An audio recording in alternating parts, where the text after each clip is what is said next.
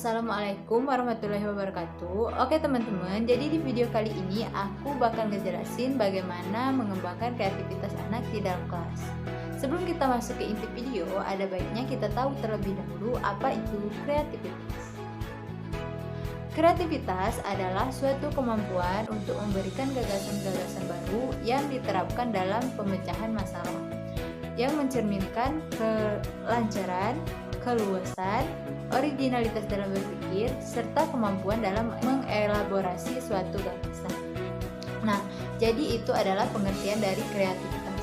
Setelah kita mengetahui dan memahami apa itu kreativitas, selanjutnya kita beralih pada peran guru dalam mengembangkan kreativitas anak. Di sekolah, guru memiliki kesempatan yang lebih banyak dalam menstimulasi kreativitas anak.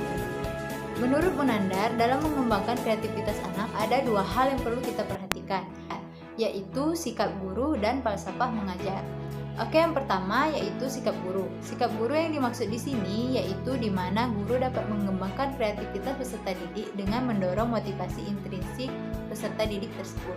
Yang mana hal ini dapat dilakukan dengan cara guru memberikan kebebasan kepada peserta didik untuk memberikan gagasan, mencari alternatif-alternatif jawaban, dan menyelesaikan masalah. Selanjutnya, falsafah mengajar. Dalam mendorong kreativitas peserta didik, ada beberapa falsafah mengajar yang harus kita ketahui. Yang pertama yaitu belajar itu penting dan menyenangkan.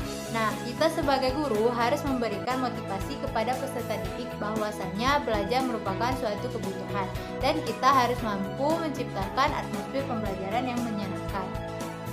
Yang kedua, peserta didik merupakan pribadi yang unik. Nah, kita sebagai guru harus mampu memahami karakteristik dari setiap peserta didik. Kemudian yang ketiga yaitu peserta didik dirangsang untuk menjadi pelajar yang aktif dalam proses pembelajaran, bukan pelajar yang pasif. Nah, di sini guru harus mampu memberikan rangsangan kepada peserta didik untuk berperan aktif dalam proses pembelajaran. Misalnya, guru dapat memberikan pertanyaan-pertanyaan yang dapat merangsang peran aktif siswa dalam proses pembelajaran. Yang keempat yaitu hindari suasana tegang dan penuh tekanan dalam proses pembelajaran. Nah, peran kita di sini sebagai guru yaitu kita harus mampu menciptakan suasana pembelajaran yang kondusif dan menyenangkan bagi peserta didik. Selanjutnya yang kelima yaitu ada perasaan memiliki dan kebanggaan siswa ketika berada di dalam kelas.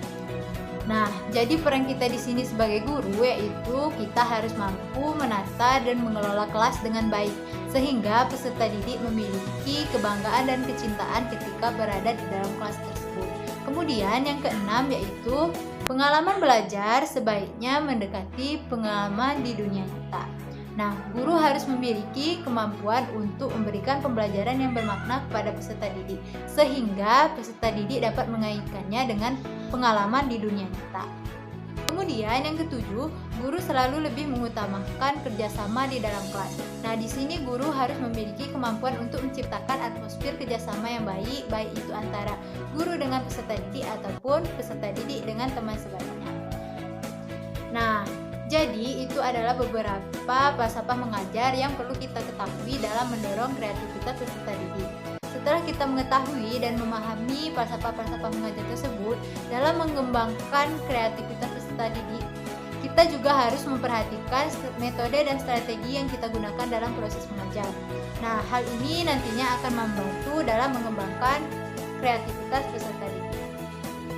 Berikutnya, setelah kita mengetahui peran guru dalam mengembangkan kreativitas, selanjutnya hal-hal yang dapat dilakukan guru dalam mengembangkan kreativitas peserta didik.